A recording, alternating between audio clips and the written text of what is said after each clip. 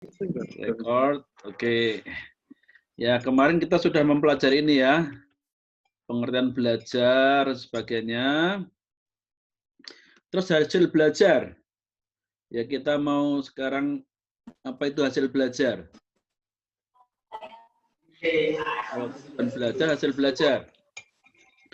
Yang dimaksud hasil belajar adalah seperangkat kemampuan atau perubahan sebagai output yang diperoleh setelah mengikuti kegiatan belajar. Oh, belum doa, kita doa dulu. Lupa Bapak, siapa yang memimpin doa? Lagi deh Pak, lagi deh. Nah, silakan. Silakan masuk ke depan. Di sini. Bapak, kembali kami mengucap syukur kepadamu pada malam hari ini Tuhan. Hingga kesempatan pada malam hari ini Tuhan, kami telah berkumpul anak-anakmu, sehingga kami akan selalu memulai perkuliahan kami Tuhan. Engkau selalu menyertai kami di dalam setiap kehidupan kami. Bukalah setiap wawasan kami, hendak apa yang disampaikan oleh dosen kami Bapak kami dapat kami memahami dan mengerti. Terima kasih Tuhan, terima kasih kesempatan pada malam hari ini kami serahkan dalam kuasa-Mu, hanya di dalam nama Bapa, Putra dan Roh Kudus. Haleluya. Amin. Amin. Ya, hasil belajar adalah seperangkat kemampuan atau perubahan sebagai output. Outputnya keluaran ya. Setelah keluar itu mempunyai kemampuan apa maksudnya? Yang diperoleh setelah mengikuti kegiatan belajar. Jadi keluarnya itu jadi apa? Jadi punya kemampuan apa? Maksudnya itulah hasil belajar. Misalnya belajar bikin PowerPoint. Setelah selesai belajar, keluar dari tempat belajar, kemampuannya adalah mampu membuat PowerPoint. Itu harusnya ya. Setelah kegiatan belajar. Menjadi guru. Kuliah untuk menjadi guru, maka ketika keluar bisa ngajar sebagai seorang guru. Belajar menjadi penginjil, maka setelah selesai kegiatan belajar bisa memberitakan Injil. Nah, itu maksud output ya. Tapi ada nggak orang yang tujuannya belajar untuk menjadi seorang guru, tetapi ternyata nggak bisa mengajar? Ada nggak? Ada. Ya, ada orang yang mau belajar mungkin memperbaiki komputer. Sudah belajar masih juga belum bisa. Ada. Ada yang belajar teknik informatika, sudah selesai masih juga belum bisa. Ada juga. Hasil belajarnya berarti belum maksimal. Ya, ada yang belum maksimal, ada yang sudah sangat maksimal, bahkan ada yang lebih. Tapi ada yang juga gagal. Nah, lalu untuk mendapatkan tingkat hasil belajar tertentu juga ditentukan dengan materi dan proses yang digunakan dalam belajar. Ya, jenis hasil belajar itu menentukan materi dan proses yang akan digunakan dalam membuat perencanaan. Jadi seorang guru merencanakan materinya apa, prosesnya seperti apa, itu akan sangat menentukan hasil belajarnya seperti apa. Ya, jadi di sini tingkat hasil belajar menentukan materi, proses, harusnya. Nah, ketika antara hasil belajar, tingkat dan jenis hasil belajar tidak sesuai dengan materi dan proses yang akan digunakan dalam belajar, artinya ada yang salah di dalam kegiatan belajar mengajar. Misalnya, masuk seminari, untuk tujuannya untuk nanti lulus bisa menjadi pendeta. Bisa melayani jemaat, bahkan bisa melayani jemaat di tempat terpencil, pedalaman, pedesaan dengan fasilitas yang ala kadarnya. Tapi ketika proses belajar di kampus, mungkin disediakan tempat tidur yang nyaman, makanan yang semua tersedia, lalu uang sakunya banyak. Begitu lulus, tidak akan sanggup untuk menjadi pendeta di tempat yang dengan fasilitas apa adanya. Nah, itu artinya antara hasil belajar yang diharapkan dengan proses pendidikannya tidak sinkron. Akibatnya apa? Banyak lulusan sekolah teologi, lulusan STH atau SSI tidak sanggup menjadi pendeta. Atau jurusan PAK, MPDK, SPDK, tetapi tidak bisa menjadi guru. Ada seperti itu. Karena apa? Proses belajarnya tidak sinkron dengan hasil yang diinginkan. Nah, ini artinya apa? Bahwa output di sini, hasil belajar itu output, itu ditentukan dari input dan proses. Input itulah masukan. Masukan seperti apa? Misalnya input itu seperti kemampuan dasar siswa, pengalaman yang sudah dimiliki.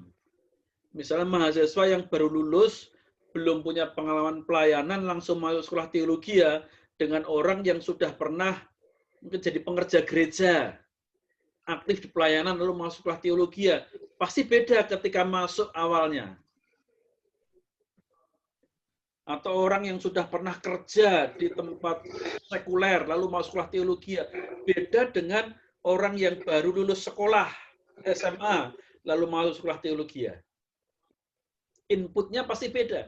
Kesiapannya masuk dalam dunia pendidikan beda. Pendidikan teologi maksudnya ya. Tapi kemudian ada proses. Diproses di sini. Nah, proses yang tepat akan menghasilkan output yang tepat. Proses untuk mahasiswa yang dengan inputnya itu cerdas, dengan mahasiswa yang inputnya sedang-sedang saja atau kurang, tentu prosesnya beda supaya menghasilkan output yang sama. Standar kualitas yang sama. Atau mahasiswa yang sudah punya pengalaman pendidikan, punya pengalaman pelayanan dengan yang belum pernah terlibat dalam pelayanan sama sekali. Harus menjalani proses yang berbeda supaya outputnya nanti sama. Ya.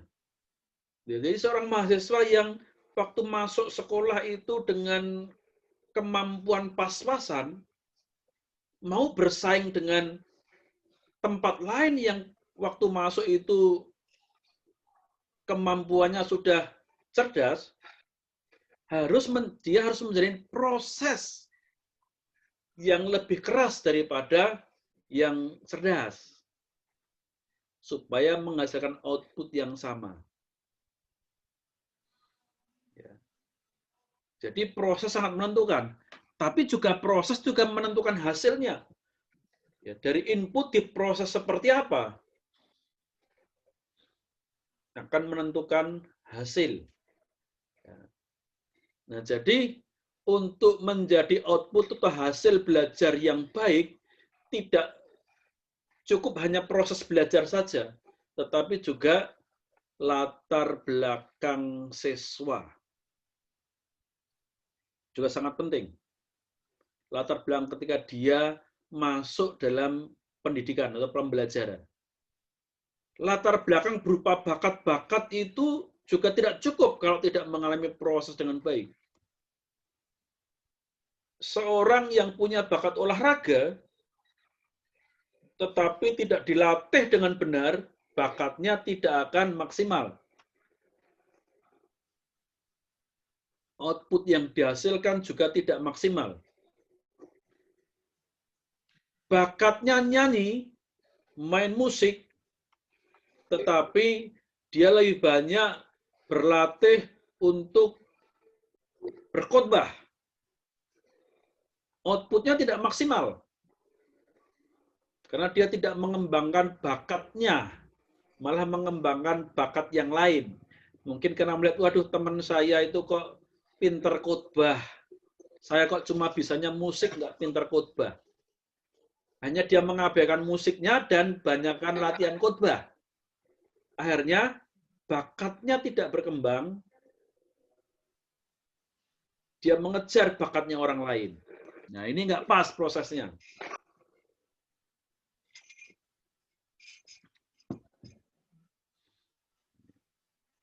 Jadi seorang guru mau ingin mencapai hasil seperti apa anak didiknya itu dalam belajar, pikirkan bagaimana inputnya mahasiswa atau inputnya siswa.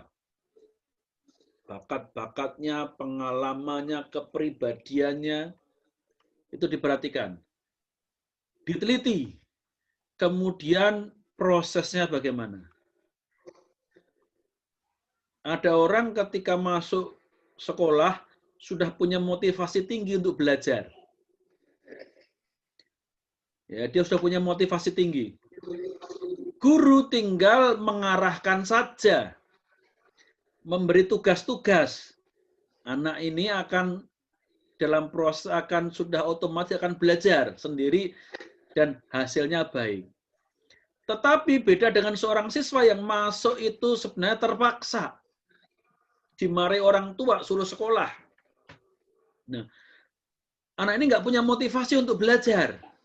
Nah, prosesnya guru harus memotivasi, mendorong, bahkan memaksa, memberi dorongan, memberi hadiah, memberi hukuman, dan berbagai macam cara supaya dia mau belajar. Supaya menghasilkan output yang baik. Nah, ini artinya apa? Prosesnya masing-masing berbeda kalau inputnya berbeda. Nggak bisa disamakan. Nah, input adalah kondisi awal siswa sebelum mengikuti kegiatan pembelajaran.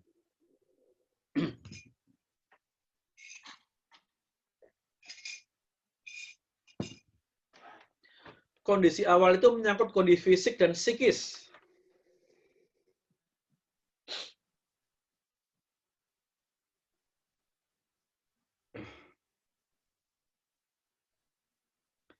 Ya, menyangkut kondisi fisik dan psikis. Ini penting. Ya, fisiknya seperti apa? Ada yang sering sakit, ada yang sering sakit mah, tapi sukanya makan pedas-pedas dan kecut. Nah, yang sering sakit. Ada psikisnya mudah marah, tersinggung sedikit, marah-marah. Ya, itu inputnya. Maka ini harus dikelola oleh seorang guru. Ya, bagaimana fisiknya, psikisnya anak didiknya menjadi makin sehat. Ya, karena kemampuan fisik dan psikis itu menentukan hasil belajar. Ya, fisik berbicara kemampuan tubuh dan panca indera.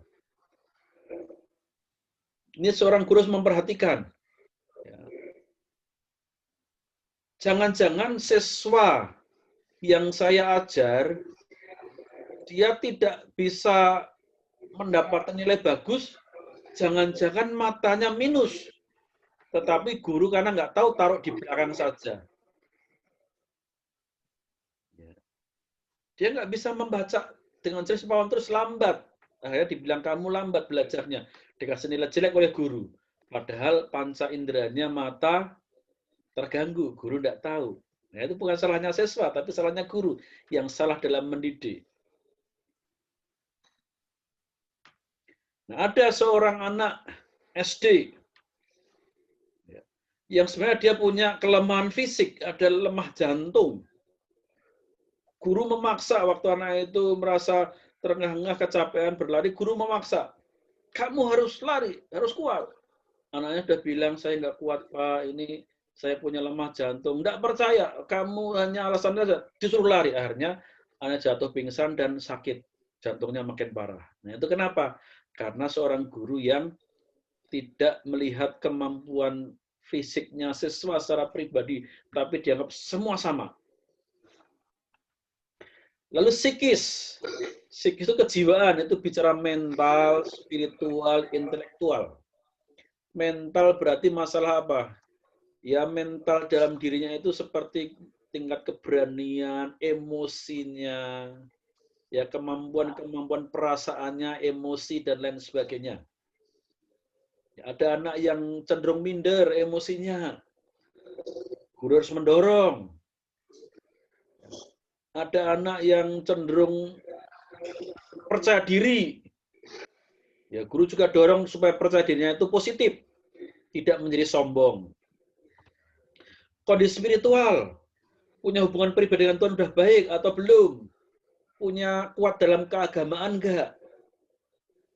Ya, hidup keagamanya baik atau tidak? Nah, ini mempengaruhi perilaku. Mental dan spiritual mempengaruhi perilaku. Lalu yang terakhir adalah intelektual, kecerdasan. Kecerdasan masuk dalam psikis, kejiwaan. Dan kita perlu tahu bahwa semua orang itu cerdas. Tidak ada orang tidak cerdas. Semua orang cerdas di bidangnya. Bahkan orang yang dianggap lemah mental sekalipun, dia punya kecerdasan yang tidak dimiliki orang lain.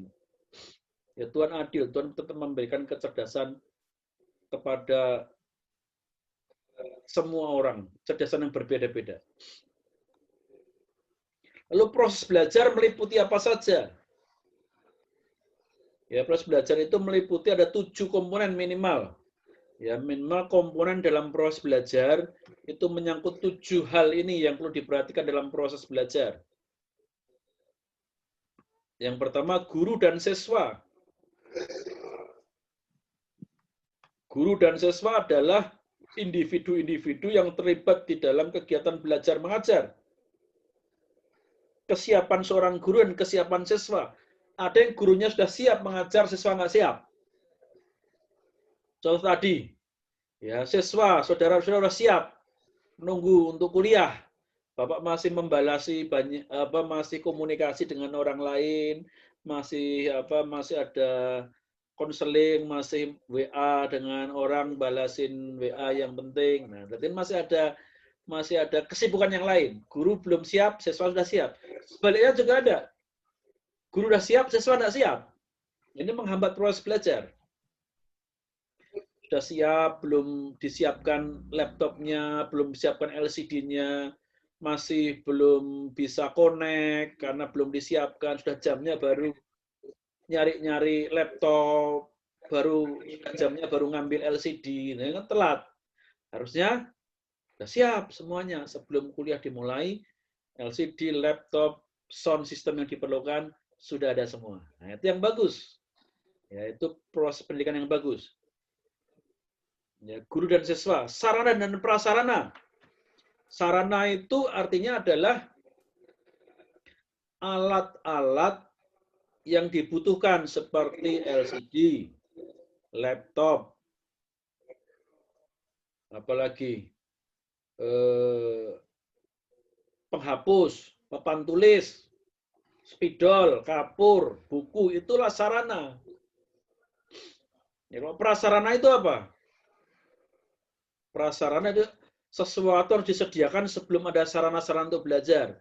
Artinya sarana juga, tapi sarana yang harus ada sebelum ada sarana yang lain. Itu seperti ruang kelas. Ya, itu namanya prasarana. Tanah, ruang kelas. Yang dibutuhkan untuk mengajar. Nah, ini prasarana.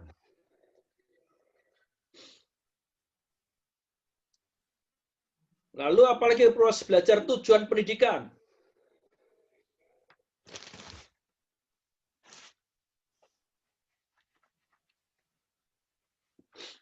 Ya, sudah kita tahu bahwa tujuan pendidikan menentukan proses belajar.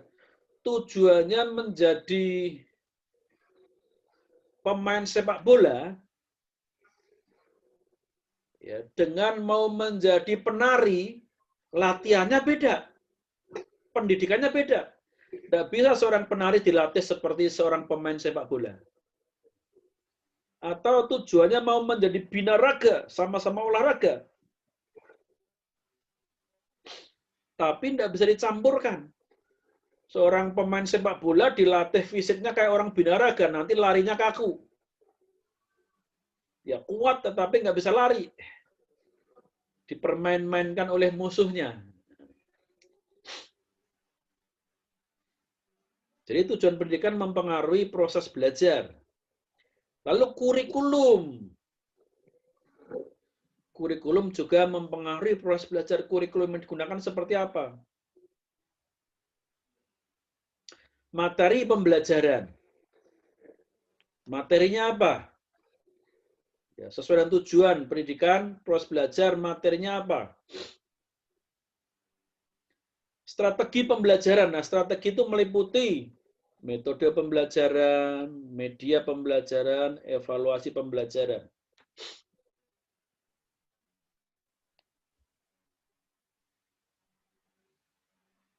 Lalu keterampilan mengajar atau kompetensi mengajar guru. Nah, ini juga penting.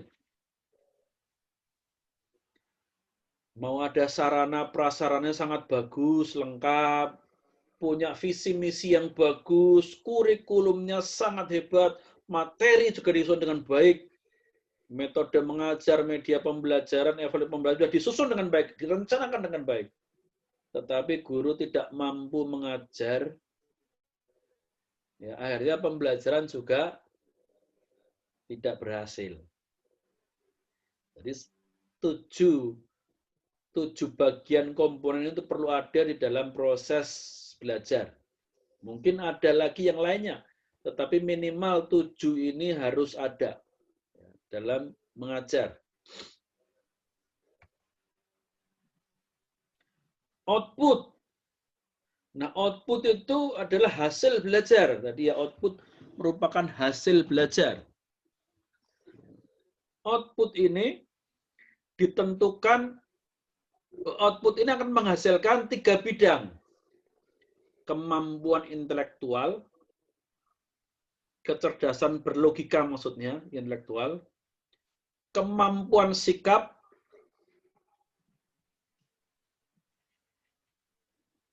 dan kemampuan tindakan.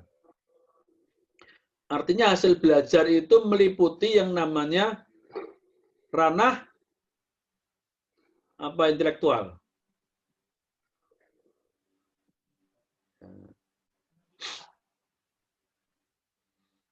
Sikap,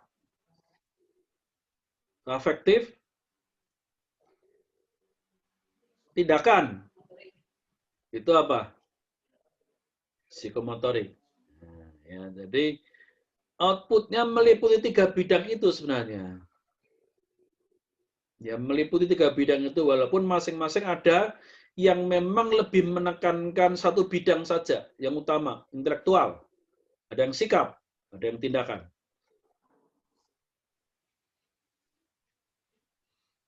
Tetapi ketiganya ini harus ada. Walaupun ada salah satu yang biasanya dominan. Nah, ya. Ini materi yang pertama. Selesai. Yang kemarin belum kita selesaikan. Karena ada kendala.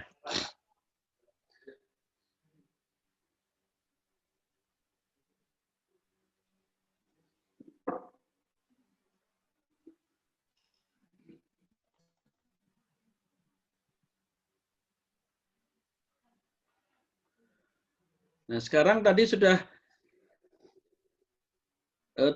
sudah belajar mengenai bahwa hasil belajar meliputi 3 ranah. Intelektual atau kognitif, sikap atau afektif, kemampuan tindakan atau disebut psikomotorik. Nah, hasil belajarnya itu.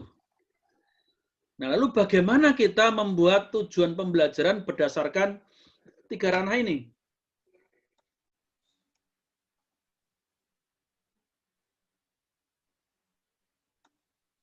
Mari kita perhatikan di sini tujuan pembelajaran berdasarkan kawasan pembelajaran.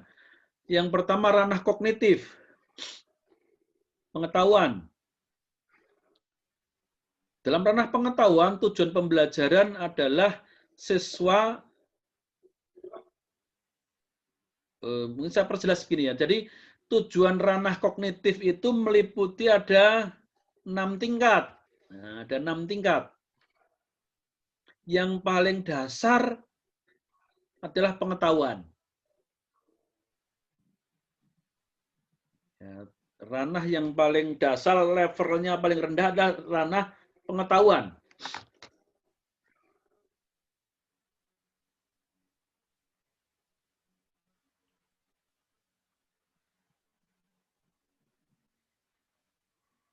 Setelah pengetahuan, lalu meningkat ke ranah yang lebih tinggi lagi, yaitu pemahaman. Orang yang mengetahui belum tentu memahami. Punya pengetahuan belum tentu punya pemahaman. Banyak orang hafal ayat-ayat firman Tuhan tetapi nggak tahu maknanya karena tidak memahami.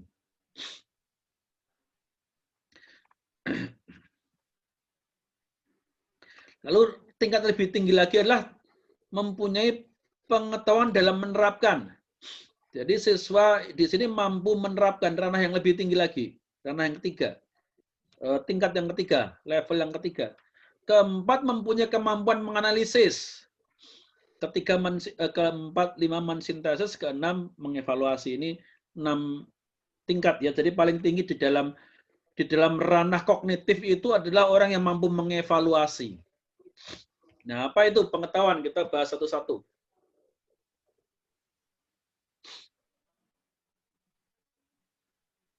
Ya. Untuk tujuan pembelajaran ranah inilah siswa mempunyai kemampuan mengingat materi dengan baik. Bisa mengingat materi-materi yang diajarkan oleh guru. Nah, kalau di sini berarti bisa menyebutkan. Ya, misalnya sebutkan.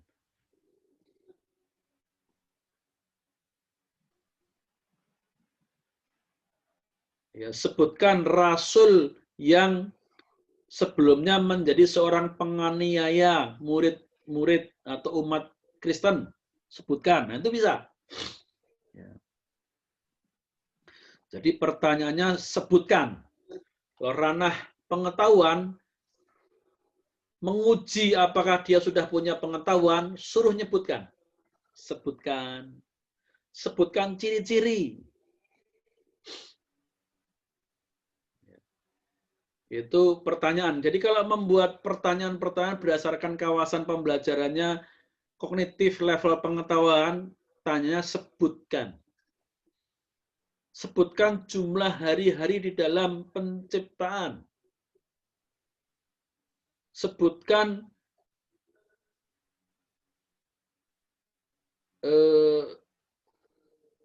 nama murid-murid Tuhan Yesus.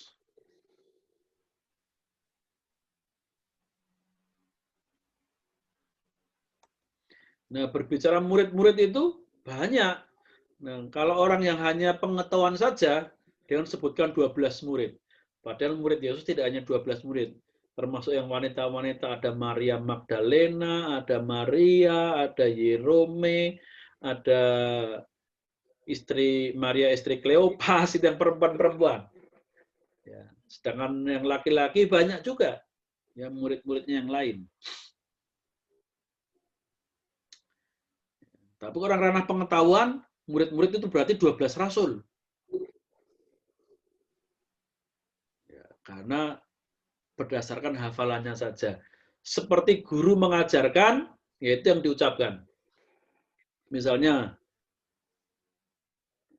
diajarkan bahwa yang orang Majus, berapa jumlah orang Majus yang membawa persembahan waktu Yesus lahir? 3. Kenapa? Karena pengetahuannya dihafalkan seperti itu.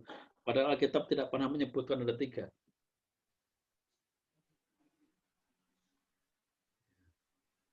Ranah pengetahuan. Maka guru hati-hati dalam ranah pengetahuan, jangan sampai mengajarkan yang salah. Karena kalau guru mengajarkan yang salah, siswanya ngingatnya juga salah. Lalu ranah pemahaman. tujuan ranah pemahaman adalah siswa memahami makna materi dengan baik. Jadi maknanya. Jadi di sini bukan kemampuan mengingat yang dipentingkan, melainkan memaknai atau menafsirkan makna dari materi. Nah, biasanya pertanyaan pemahaman ini kata kuncinya apa? Kalau pengetahuan tadi sebutkan.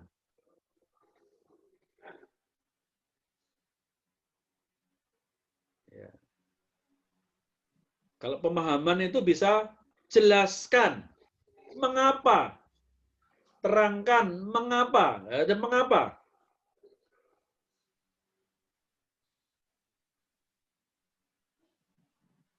Kalau nomor 1 tadi apa? Sini mengapa? Sebutkan, lalu ranah yang kedua jelaskan, terangkan. Ya, ranah yang ketiga adalah penerapan. Penerapan ini tapi penerapan dalam ranah kognitif ya, bukan penerapan dalam ranah psikomotorik.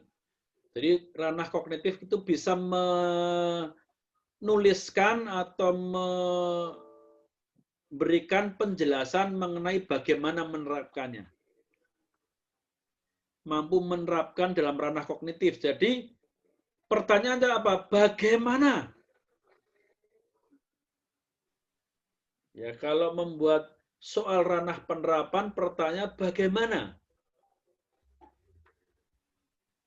Bagaimana aturan, bagaimana rumus-rumus, bagaimana prinsip-prinsip diterapkan dalam kehidupan sehari-hari.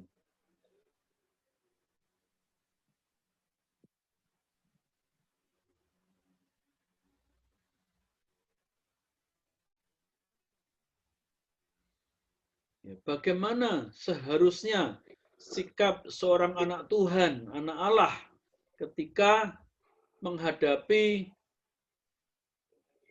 masalah yaitu dibenci oleh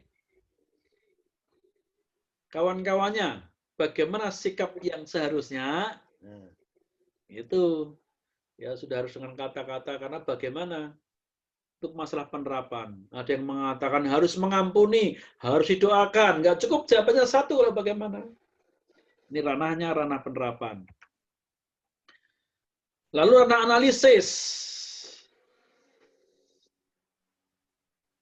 Nah, ranah analisis adalah siswa mampu menganalisis materi-materi yang sudah diberikan. Ini juga kata kuncinya juga mengapa. Analisis itu kata kuncinya mengapa. Mengapa begitu? Tapi mengapanya bukan terangkan, tapi terangkan mengapa hal itu terjadi. Jadi bukan menerangkan yang sudah ada di materi, tapi menerangkan kenapa kok bisa seperti itu.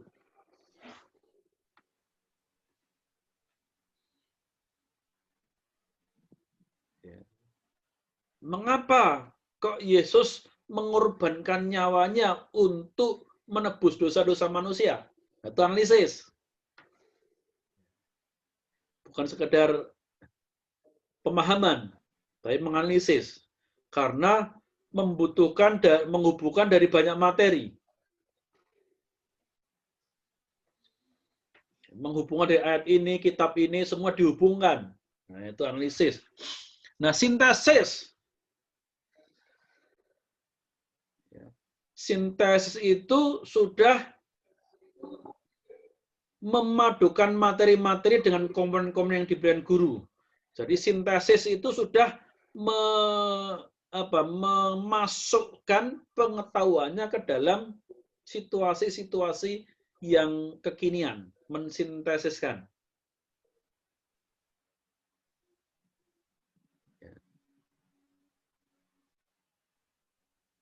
Misalnya, sintesis itu sudah pertanyaan begini. Jelaskan. Sudah jelaskan juga pertanyaannya. Jelaskan konsep keselamatan menurut Paulus.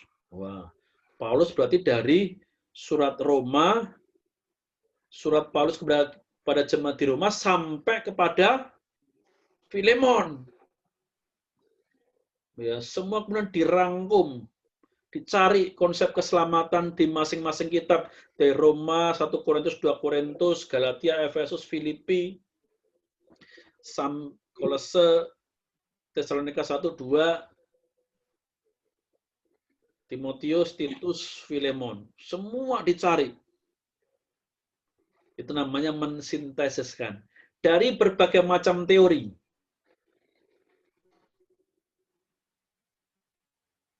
Dari berbagai macam teori, dari berbagai macam sumber, kemudian disintesiskan. Lalu ranah yang tingkat yang tertinggi dalam ranah kognitif adalah kemampuan mengevaluasi. Nah, mengevaluasi itu berarti mampu memberikan penilaian.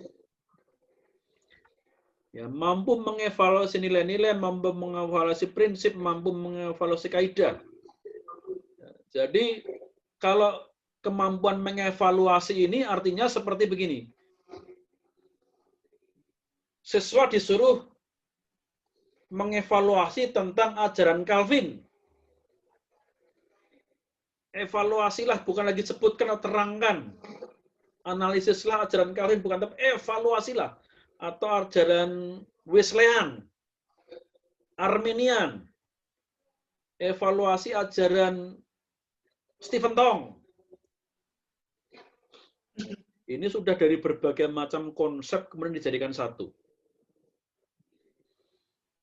Ya. Oke, ini waktunya sudah habis. Ya, untuk sesi pertama nanti Bapak akan kirim Zoom, alamat Zoom yang baru, saudara masuk lagi ya. Ya Pak, siap Pak.